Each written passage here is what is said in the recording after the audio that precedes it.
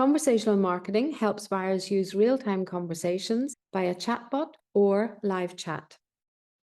So what are chatbots? These are programs that automate certain tasks while chatting with the user. Another definition that you can see on the right-hand side is that it's a service powered by rules and sometimes artificial intelligence that you interact with via a chat interface. On the left-hand side, we have an example of an Actuado bot.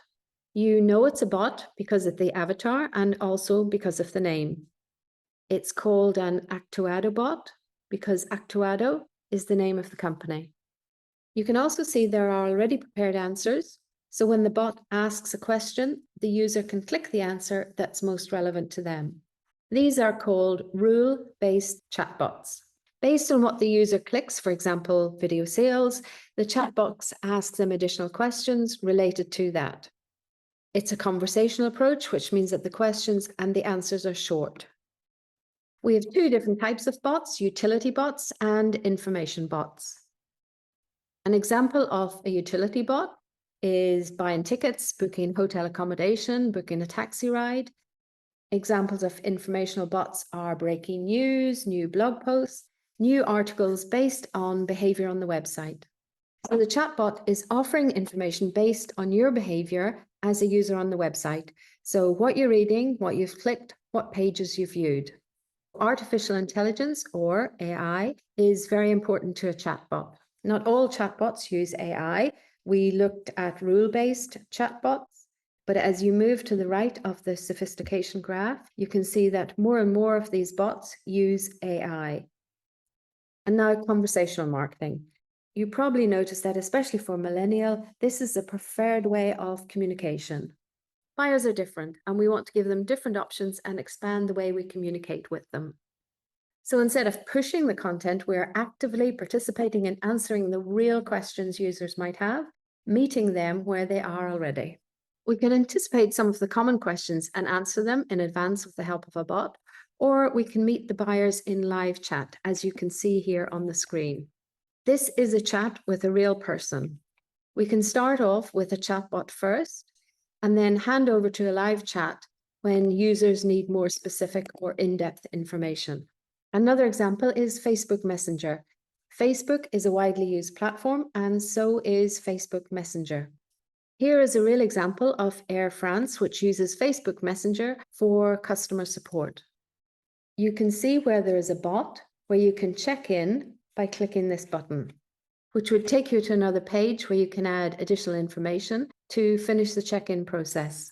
In this case, the user wasn't able to check in, so they clicked no. So the bot gave them an option to talk to an agent who would help them complete the check-in process. An interesting fact is that consumers are 4 times more likely to prefer using chat rather than speaking to a human, which makes sense, especially because the chatbot is available 24/7, while using the live customer support is not. We always want to personalize and customize a chatbot, first by using an avatar that is customized and aligned with the company brand. We also want to personalize the messaging. Here is an example where we sent a user from Facebook to the website where there's a chatbot. You would end the Facebook post with, "Do you want to know how?" Then talk to our chatbot. And that chatbot could also have a name. And when the user lands on the website, they would see the chatbot with the same avatar that you included in the Facebook post. The chatbot would greet the user with something like, "Hi, thanks for coming over from Facebook to chat with me." The user would get an immediate connection based on the messaging that they started with on Facebook, and then moving over to the website to actually engage in a conversation, first with the bot, but potentially later also with a human. The 24/7 accessibility is something that's a great benefit with chatbots. Here we can see an example from Zendex that doesn't have a rule-based bot because the user doesn't pick a prepared answer. They can write an answer, so it's based on AI. Then the bot's answer depends on what the user types in. It responds with a relevant answer and guides the user to the next step. Chatbots can also organize meetings. This is something that can be done in platforms like HubSpot, Drift, or others. Here you can see an example where you can schedule a meeting while chatting with the chatbot, as the chatbot can pull up the calendar of an agent or sales consultant. And then based on the availability of the agent, the user can click on the day and the time that works best for them. Both the user and the agent will get a confirmation via email or a calendar invitation because the chatbot platform is integrated with the calendar in Gmail or Outlook. The chatbot can also route conversations. For example, when someone asks what the price of Zendex in conversation with the Zbot, it recognized that they're talking about products, so they offered a few options. If the user chooses, say, connect to sales, the bot would connect them to the sales agent who would help them further. A very important part is also collecting and analyzing questions.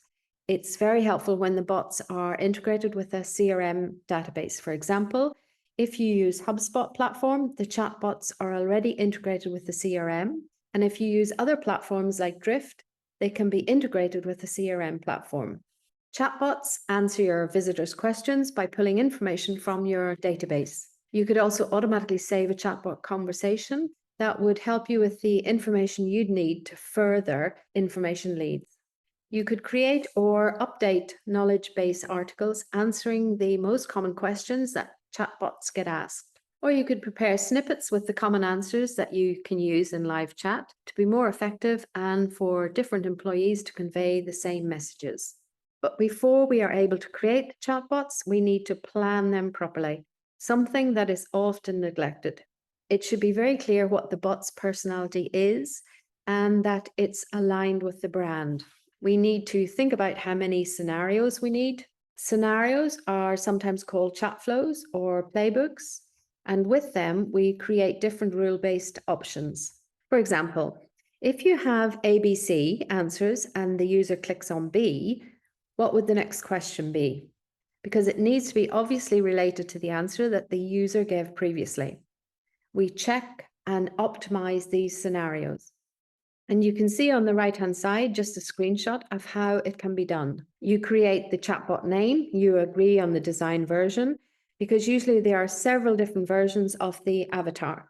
You want to set up the language you want to use. It can be more than one, obviously, the branding, etc. The tone of voice, in this case, wants to be optimistic, informal, fun, but professional. Not every company will have the same tone. So, for example, bigger companies are probably more conservative. You can also decide whether you want to use emojis or GIFs, again, depending on your company's personality and tone of voice. Of course, chatbots can also have negative aspects. Some of the conversations that you may already have had with chatbots can be really, really frustrating. Usually when the user doesn't know that it is a chatbot, or maybe the answers, which are powered by artificial intelligence, are not that good. It should be very clear when the company is using a bot, with the naming conventions and using the avatar of a bot. Sometimes bots also feel too spammy in the personal space, which is something that you need to be mindful of when creating the scenarios. Try to offer an option to talk to a human, although it probably makes sense to first qualify the users. And now let's take a look at live chat. These are some examples of how a chatbot can lead to a conversation with a live chat. You can see that the questions are based on what the user previously answered, and that they wanted the bot to connect them with a consultant. The bot said, okay, just a second, which is aligned with how we'd usually chat with short messages. The chatbot wasn't able to connect to a consultant, and when replying to the user said, oops, looks like nobody is available at the moment. The word oops is something that the company used deliberately to look more friendly and conversational. On the right-hand side, you can see that the bot answered, okay, just a second, and then the consultant appeared.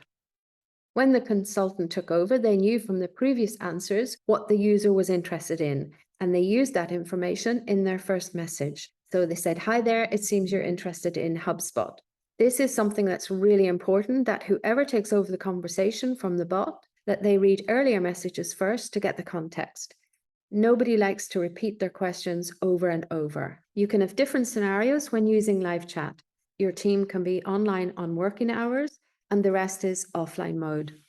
The day and time should be set the way that's relevant to your company's availability on other channels. And the agents or consultants who take over the live chat can check out for meetings or lunch, etc. They just need to be mindful of always doing that, because otherwise the chatbot will connect the users with a consultant who then won't appear. We plan the scenario in advance, and you can see an example of how this kind of scenario can be built. One of the important benefits of the chatbot is the lead qualification before they hand them over to a consultant or an agent. You can plan elimination questions so that you get some context on who the user is, what they're interested in, and whether they are someone that it would make sense for your company to engage with in live chat. Or maybe their questions can be answered with pre-built snippets or articles that are already available and that the chatbot can direct them to. Those that do qualify can then be handed over to a human for a further conversation. The consultant would be able to see the context and smoothly continue the conversation. Of course, sometimes the agent will not be available, which is why you want to include in your scenario that the chatbot asks for your email address in case they get disconnected. Of course, sometimes the agent will not be available. That's why you want to include in your scenario that the chatbot asks for an email address in case they get disconnected from the user. That way, the consultant can continue the conversation by email when they're available. Copywriting for chatbots is also one of the important aspects. We already mentioned that it should be similar to the way that we would normally chat. The answers to the questions are short and concise and usually using simple grammar. If the chatbot is connected to a CRM, we can also use the user's name to personalize the conversation. This is the case with returning users who already gave us their name on prior visits to the website, and we have the information stored in the CRM. We want to use interesting conversation starters to get the conversation going and continuing with small independent fragments, just like we do when chatting privately. And finally, to end our module on conversational marketing, we want to help you build a chatbot. Something that you need to ask yourself in the beginning is, what problems do you want to solve with the chatbot? Then you can choose the right platform for your chatbot. It could be HubSpot or Drift or maybe Facebook Messenger or Slack. So really, what do your buyers use? Then set up a rule-based chatbot with the services like HubSpot or ManyChat that are easy to build. Thank you.